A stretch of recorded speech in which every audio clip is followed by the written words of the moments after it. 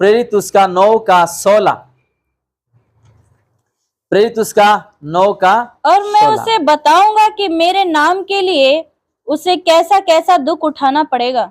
किसको? किसको?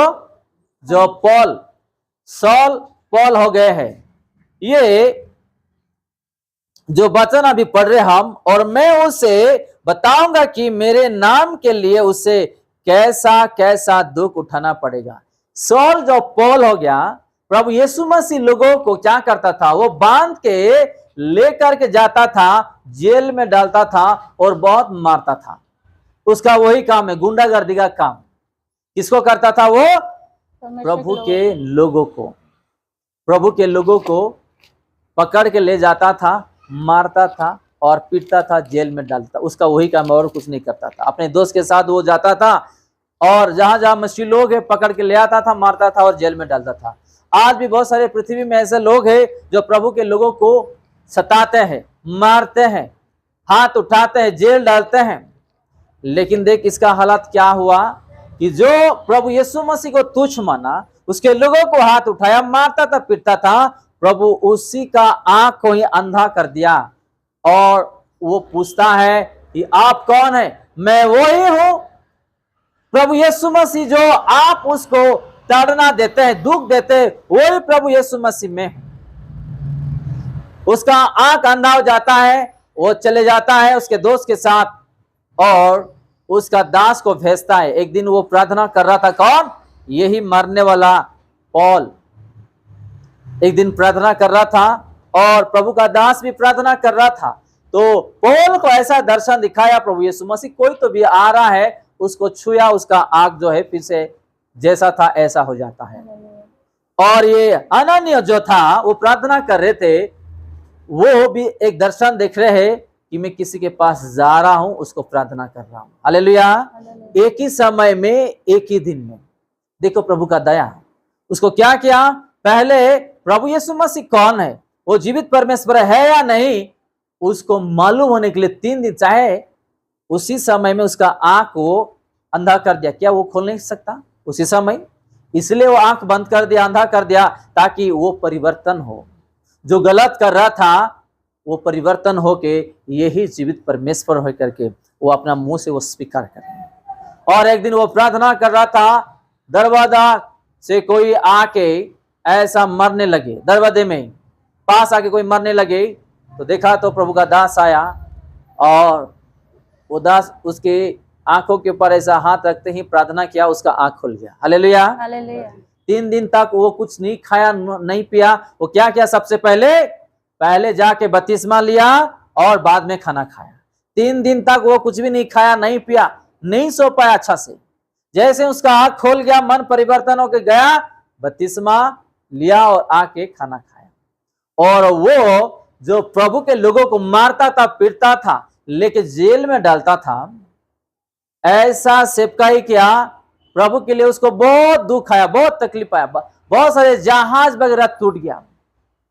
ऐसे कच्चिप है ना, ऐसे कच्चिप बीमारी वाले को ऐसा वो रखता था, चंगाई मिल जाता था। हालेलुया। कोई भूत प्रेत भी अगर किसी का शरीर में रहता, अगर वो रुमाल भी ऐसा कच्चिप रखते होते उस समय में, जो वो सेवकाई कर रहा था, तुरंत भूत प्रेत निकल जाते थे। हालेलुया। प्रभु ऐसा उसको दान दिए और उसको सेवकाई में इस्तेमाल किया। आज प्रभु का प्यार किसी को नहीं पता है। प्रभु किसी को पकड़ते हैं ना, उसको ऐसा इस्तेमाल करते, उसके द्वारा बहुत चमत्कार करते हैं। हालेलुया।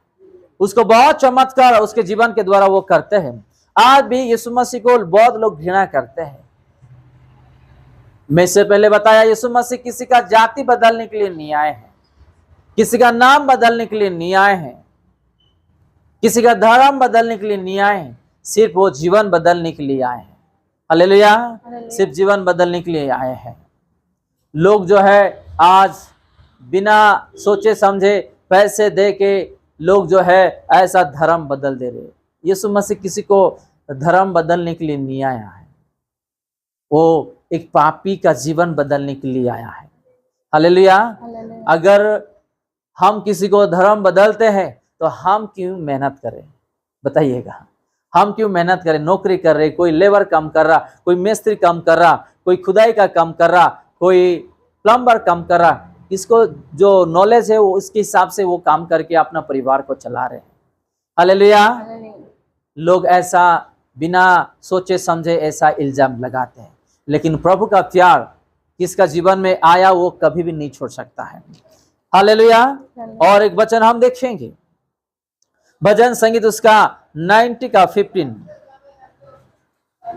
जितने दिन तू हमें दुख देता आया और जितने वर्ष हम कलेश भोगते आए हैं उतने ही वर्ष हमको आनंद दे। देखो यहाँ क्या लिखा है, दाऊद यहाँ से फिर से वो प्रार्थना कर रहे यहाँ पे, जितने दिन तू हमें दुख देता आया और जितने बरस हम क्लेश भोगते आए हैं उतने ही बरस हमको क्या कर, आनंद दे। हालेलुया। अगर आप इस वचन को विश्वास करोगे और घर में जाकर प्रार्थना करोगे, प्रभु आपका जीवन में ऐसा आनंद देंगे। चलो आपका जीवन में 15 साल 10 साल 5 साल आप बीमारी में है या कर्जे में हो गए, या आपको नौकरी नहीं है, बिजनेस नहीं हो पा रहा, या आप घर भी खरीद नहीं पा रहे, बच्चों को कुछ अच्छा इंसान नहीं बना पा रहे, दुख से जी रहे हैं, तो इस वचन को लेकर के आज प्रार्थना करो। आज से प्रभु आपका वचन ये कहता है, जितने दिन तू हमें दुख देता आया और जितने वर्ष हम क्लेश भोगते आए हैं, बस काफी है, अभी हमको क्या दे, आनंद दे। तेरे वचन कहता है मुझे आज से आनंद का जीवन दो और हमको आशीष दो करके आप प्रार्थना करो। प्रभु यीशु मसीह जरूर आप लोगों को आशीर्वाद देंगे, आपको जरूर आशीर्वाद देंगे। अगर आपके हृदय में विश्वास है, आपका जीवन में विश्वास है, आप कुछ भी कर रहे हो, आज इस वचनों को पालन करो और घर जाके घुटना टेको, प्रार्थना करो, प्रभु आपको छुटकारा देंगे, आपको आनंद से भर देंगे, आपको हर चीजों में आशीष देंगे। यहाँ पे दाऊद रोते हुए, जितना दिन तूने मुझे दुख दिया बस काफी है, आज से तू मुझे छुटकारा दे और आनंद का जीवन दे और मुझे आशीष से दे करके यहाँ पे दाऊद जो है प्रार्थना करते हैं। हालेलुया। आज हम ऐसा प्रार्थना नहीं करते हैं, ऐसा प्रार्थना नहीं करते हैं। आज हमारा समस्या ऐसे वहां पड़ा हुआ रहता है और हम जो है और एक समस्या के अंदर सोचते बैठते रहते, इसके लिए हम प्रार्थना भी नहीं करते हैं। आज हम ऐसा जी रहे हैं, इसलिए यहां लिखा है, जितने दिन तुम हमें दुख देता आया और जितने बरस हम क्लेश भोगते आए हैं उतने ही बरस हमको क्या कर, आनंद दे। अगर आनंद देने वाला है इस दुनिया में कोई, वो है प्रभु यीशु मसीह, और कोई है नहीं। चलिए और एक वचन हम पढ़े, नीति वचन उसका 11 का 29। नीति वचन उसका 11 का 29। जो अपने घराने को दुख देता, जो अपने घरानों को दुख देता है उसका भाग वायु ही होगा और मूढ़ बुद्धिमान का दास हो जाता है। देखो, अगर हम अपने परिवार को दुख देते हैं, मैं नहीं कह रहा हूं, वचन यहाँ पे हमको आज सिखाता है, अगर आप आपके बेटे बेटी को दुख देते हैं, या आप आपके पत्नी को, आपका पति को, माता पिता को, भाई बहन को, या सास ससुर को, या बहू और बेटे या दामाद या बेटी को अगर आप दुख देते हो, या किसी को भी, आप कैसा बनोगे एक दिन? यहां लिखा है नीचे, और मूढ़ बुद्धिमान का दास हो जाता आप हो जाओगे करके एक दिन। हमको ऐसा दास नहीं बनना है, हमको आशीर्वाद के साथ आगे बढ़ना है। हालेलुया। यहां लिखा है पहला लाइन में, जो अपने घराने को दुख देता है उसका भाग वायु ही होगा। ऐसा ही होगा। आज भी बहुत सारे लोग हाथ उठाते, मारते, पीटते हैं, किसको? अपना पति को, पत्नी को। सुधर जाना चाहिए इस वचनों से, नहीं तो हमको आने वाले दिनों में ऐसा प्रॉब्लम आएगा। हम जिंदगी भर के लिए आगे ऐसा मेहनत करते रहेंगे, लेकिन हम एक दास बन के जिएंगे, आगे जिंदगी में कभी भी बढ़ के हम नहीं जा सकेंगे।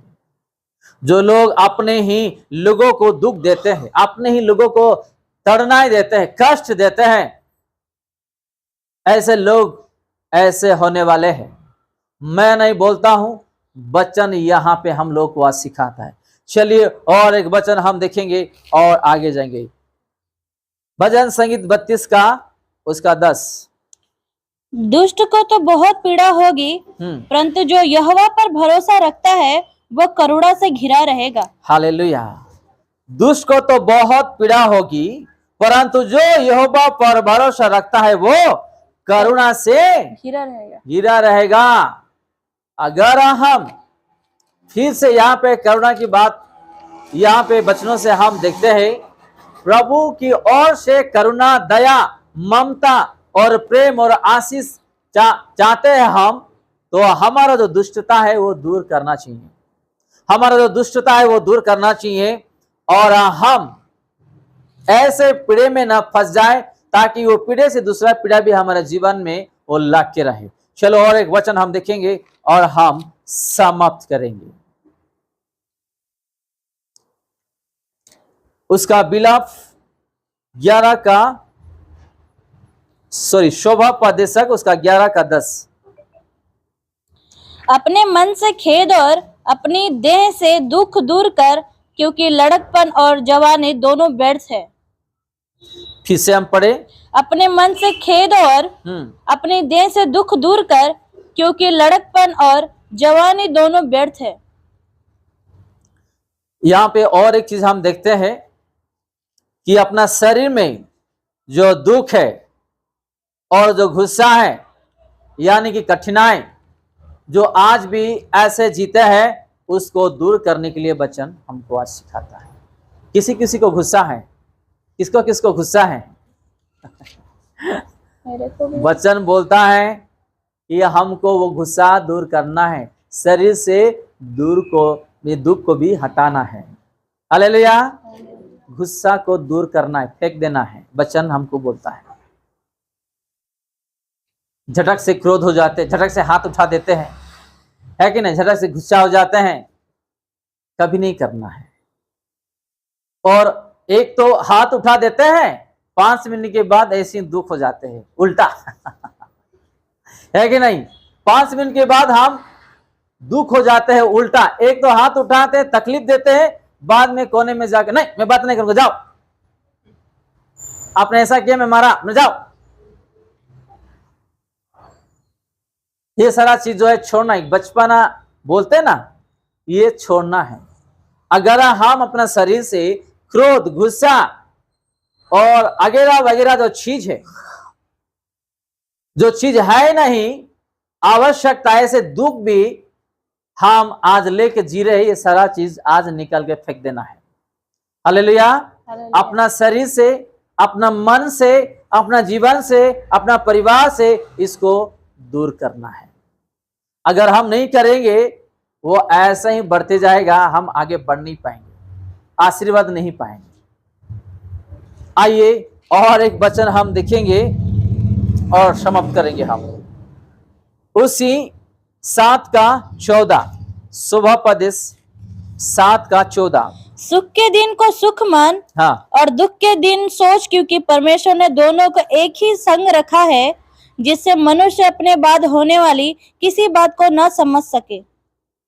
यहाँ पे क्या लिखा है? सुख के दिन में सुख मान ले, और दुख के दिन में क्या करना? सोचना है।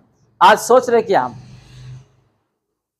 इससे पहले प्रभु यीशु मसीह हमको आनंद दिया था, सुख दिया था, है कि नहीं? पैसे दिया था, इनकम दिया था, रोजगार दिया था, लेकिन वो टाइम पे हम कहां थे? प्रभु में नहीं थे। ऐसो आराम का जीवन बिता रहे थे, लेकिन प्रभु ने क्या किया? वो ले लिया। इसलिए ले लिया कि मेरे बेटे और बेटी, मेरे परिवार लौट के मेरे पास आए और वो विचार करे, सोचे कि प्रभु वो टाइम पे मुझे दिया था, इसलिए लेके चले गया कि मैं वो टाइम पे प्रभु में दूर था, मैं दोबारा दूर नहीं होना चाहता हूं। हमको सोचना है। आपको ये बात समझ में? बहुत सारे लोग ऐसे हैं